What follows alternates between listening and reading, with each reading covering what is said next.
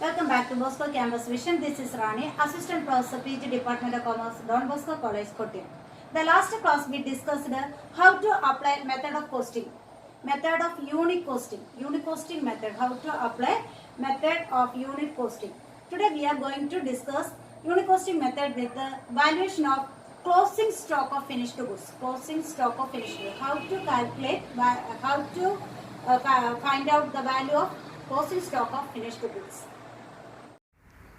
Today's question is this.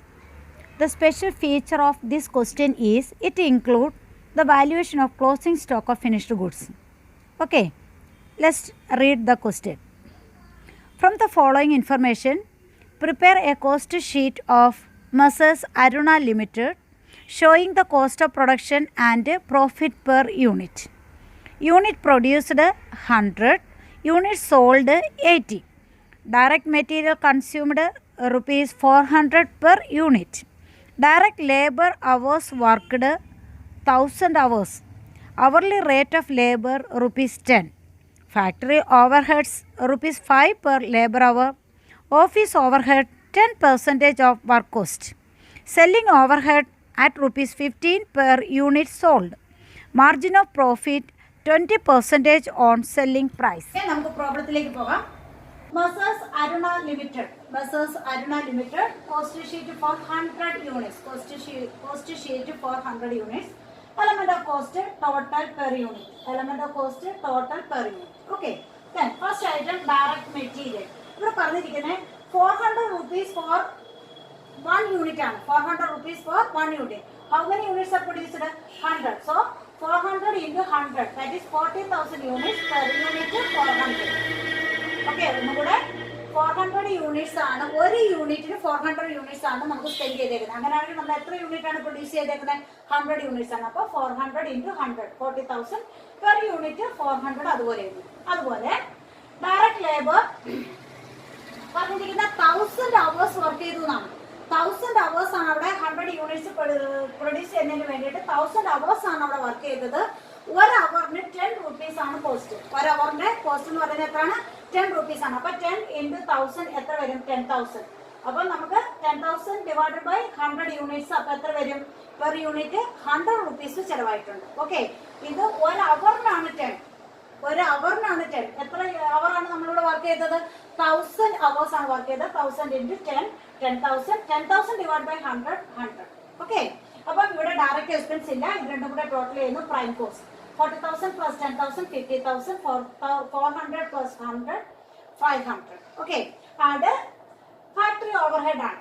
Factory overhead പറഞ്ഞിരിക്കുന്നത് ഒരു അവറിന് 5 rupees ആണെന്നാണ് പറഞ്ഞിരിക്കുന്നത്. ഒരു അവറിന് 5 rupees ആണ് കോസ്റ്റ് എന്ന് പറഞ്ഞിരിക്കുന്നത്. ഫാക്ടറി അവർ ആണ് അവിടെ മെഷീൻ വർക്ക് ചെയ്തതിന്റെ 1000 hours ആണ് അവിടെ മെഷീൻ വർക്ക് ചെയ്തത്. അത് ഒരു അവറിന് 5 rupees ആണ്. അപ്പം 1000 into 5, 5,000. 1000 into 5, 5,000. ഈ 1000 എന്ന് പറയുന്ന അവേഴ്സ് ആണ്, അവേഴ്സ് വർക്കഡ് ആണ്. 1000 എന്ന് പറയുന്ന അവേഴ്സ് വർക്കഡ് ആണ്. ഒരു അവറിന് 5 rupees ആണ്. 1000 into 5, 5,000. 5,000 divide by 100. അപ്പൊ നമ്മളിവിടെ എഴുതി 58. ഓക്കെ, അപ്പം പ്രൈം കോസ്റ്റിനോടൊപ്പം work on cost of factory overhead add ചെയ്തപ്പോൾ നമുക്ക് എന്ത് കിട്ടി? വർക്ക് കോസ്റ്റ് കിട്ടി 55,000 or 550. Okay, then add administration overhead ആണ്. അഡ്മിനിസ്ട്രേഷൻ ഓവർഹെഡിൽ നമുക്ക് അവർ പറഞ്ഞിരിക്കുന്നത് 10% ഓഫ് വർക്ക് കോസ്റ്റ് ആണ്. വർക്ക് കോസ്റ്റിന്റെ 10% ആണ് എന്തെന്ന് പറഞ്ഞിരിക്കുന്നത്? അഡ്മിനിസ്ട്രേറ്റീവ് ഓവർഹെഡ് എന്ന് പറയുന്നത്. അപ്പം നമ്മുടെ വർക്ക് കോസ്റ്റ് എന്ന് പറയുന്നത് 55,000 ആണ്. അപ്പൊ 10% ഓഫ് 55,000 അപ്പൊ എത്ര കിട്ടും? 5,500. അപ്പൊ പെർ യൂണിറ്റ് 5,500 ഡിവൈഡ് ബൈ 100, 55. അപ്പൊ നമുക്ക് എന്ത് കിട്ടി? കോസ്റ്റ് ഓഫ് പ്രൊഡക്ഷൻ കിട്ടി. ഓക്കെ, അപ്പൊ കോസ്റ്റ് ഓഫ് പ്രൊഡക്ഷൻ 60,500, 605 കിട്ടി. 60,500 605 പെർ യൂണിറ്റ് കിട്ടി. ഇനി നമ്മൾ ശ്രദ്ധിക്കേണ്ടത് വാല്യുവേഷൻ ഓഫ് ക്ലോസിംഗ് സ്റ്റോക്ക് ആണ് നമ്മുടെ ഈ പ്രോബ്ലത്തിന്റെ പ്രത്യേകത. Valuation of closing stock of finished goods, എങ്ങനെ അഡ്ജസ്റ്റ് ചെയ്യും, അതിന്റെ വാല്യൂ എങ്ങനെ കണ്ടുപിടിക്കും എന്നുള്ളതാണ് നമ്മുടെ ഈ പ്രോബ്ലത്തിന്റെ പ്രത്യേകത എന്ന്. ഈ പ്രോബ്ലത്തിൽ സ്പെസിഫൈ ചെയ്യുന്നതാണ്. അതെങ്ങനെയാണെന്നാണ് ഇനി നമ്മൾ നോക്കുന്നത്. ഇവിടെ നോക്കിയാൽ add opening stock of finished goods add ചെയ്യണം, less closing stock of finished goods minus ചെയ്യണം. നമ്മുടെ ഈ ക്വസ്റ്റനിൽ എന്തില്ല? Opening stock of finished goods ഇല്ല. പിന്നെ നമ്മൾ എന്താ ഉള്ളത്? Closing stock of finished goods ആണ്. ആ closing stock of finished goods എങ്ങനെയാണെന്ന് പറഞ്ഞാൽ 100 യൂണിറ്റ്സ് പ്രൊഡ്യൂസ് ചെയ്തെന്നും അതിൽ 80 യൂണിറ്റ്സ് സെയിൽ നടത്തിയെന്നും പറയുന്നുണ്ട്. അപ്പൊ സോൾഡ് ചെയ്തത് 80 യൂണിറ്റ്സും പ്രൊഡ്യൂസ് ചെയ്തത് 100 യൂണിറ്റ്സ് ആണ്. അങ്ങനെയെങ്കിൽ എത്ര യൂണിറ്റ് ആണ് അൺസോൾഡ് സ്റ്റോക്ക് ആയിട്ടുള്ളത്? 20 യൂണിറ്റ്സ് ആണുള്ളത്. ഓക്കെ അല്ലേ? അപ്പൊ എങ്ങനെ 20 യൂണിറ്റ്സ് കിട്ടിയ? 100 യൂണിറ്റ്സ് പ്രൊഡ്യൂസ് ചെയ്തു, അതിൽ എത്ര യൂണിറ്റ് വിറ്റുള്ളൂ? 80 യൂണിറ്റ്സ് മാത്രമേ വിറ്റുള്ളൂ. അങ്ങനെയാണെങ്കിൽ ബാലൻസ് എത്ര ഉള്ളത്? 20 യൂണിറ്റ്സ് ആണ്. അതാണ് അൺസോൾഡ് സ്റ്റോക്ക് ഇൻ യൂണിറ്റ് എന്ന് പറയുന്നത് 20 ആണ്. ഓക്കെ, അപ്പം value of closing stock of finished goods എന്ന് പറയുന്നത് unsold unit into cost per unit, അതായത് cost of production per unit. എങ്ങനെയാണ് കണ്ടുപിടിക്കുന്നത്? Unsold unit into cost of production per unit. Cost of production per യൂണിറ്റും ഏതുമായിട്ട് multiply ചെയ്യുക? Unsold യൂണിറ്റുമായിട്ട് multiply ചെയ്യുക. കോസ്റ്റ് ഓഫ് ഗുഡ്സ് സോൾഡും കോസ്റ്റ് ഓഫ് പ്രൊഡക്ഷൻ പെർ യൂണിറ്റും അൺസോൾഡ് ഗുഡ്സുമായിട്ടുള്ള 20 ആയിട്ട് മൾട്ടിപ്ലൈ ചെയ്യുക. അപ്പം cost of production per unit എന്ന് പറയുന്നത് 605 ആണ്, 605 രൂപയാണ്. അതേ ഇൻറ്റു എത്ര യൂണിറ്റ് ആണ് നമ്മൾ ഇനി വിൽക്കാനുള്ളത്? 20. അപ്പൊ 20 into cost of production per unit കൊണ്ട് ഗുണിക്കുമ്പോൾ കിട്ടുന്ന ആൻസർ 12,100. ഓക്കെ, ഇത് ആഡ് ചെയ്യുമ്പോൾ നമുക്ക് എന്ത് കിട്ടും? കോസ്റ്റ് ഓഫ് പ്രൊഡക്ഷൻ കിട്ടും. ഇനി നമുക്ക് ഇവിടെ എന്താ ആൻസർ കിട്ടുക? കോസ്റ്റ് ഓഫ് പ്രൊഡക്ഷൻ കിട്ടും. കോസ്റ്റ് ഓഫ് പ്രൊഡക്ഷൻ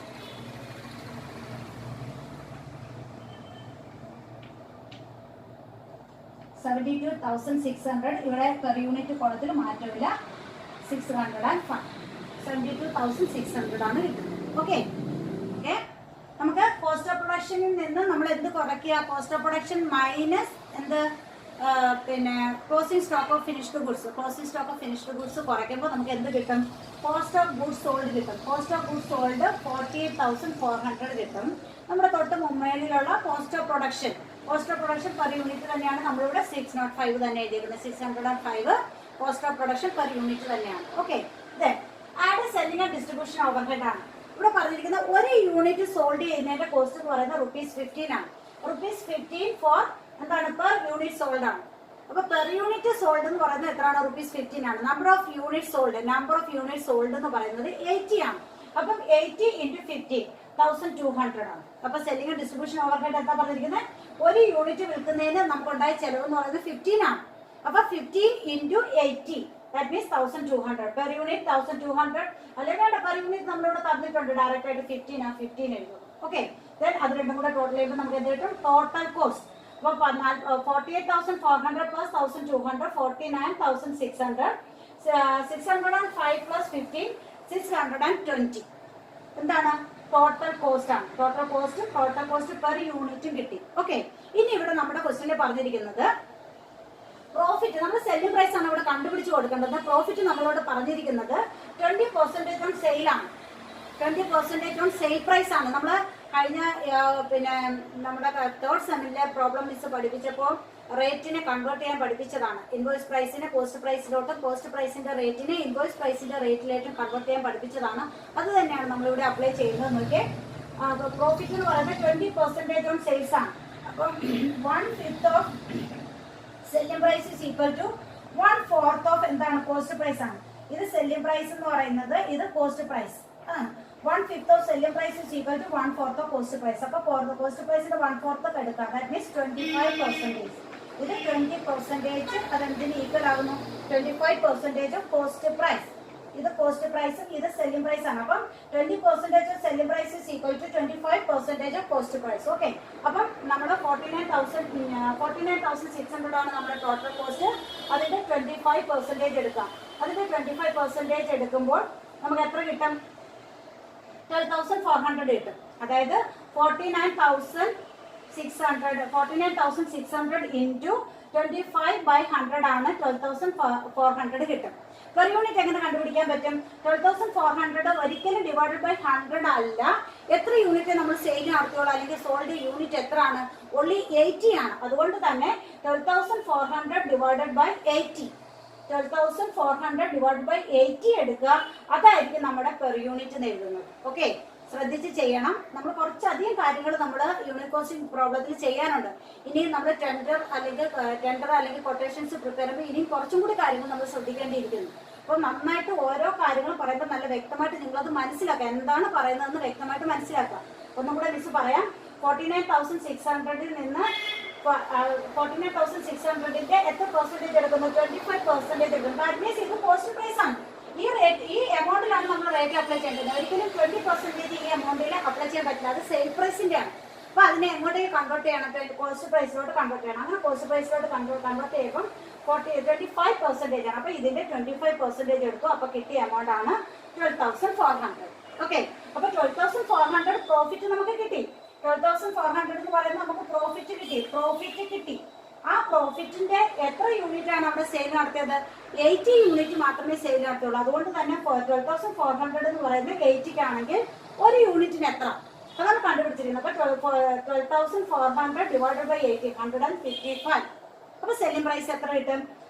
ഇതിനോടൊപ്പം ഇത് ആഡ് ചെയ്യുക, 62,000 കിട്ടും. ഇവിടെ 620 155 ആകുമ്പോൾ 775 ആയിരിക്കും എന്തെന്ന് പറയാം പെർ യൂണിറ്റ് സെല്ലിംഗ് പ്രൈസ് എന്ന് പറയുന്നത്. ഓക്കെ.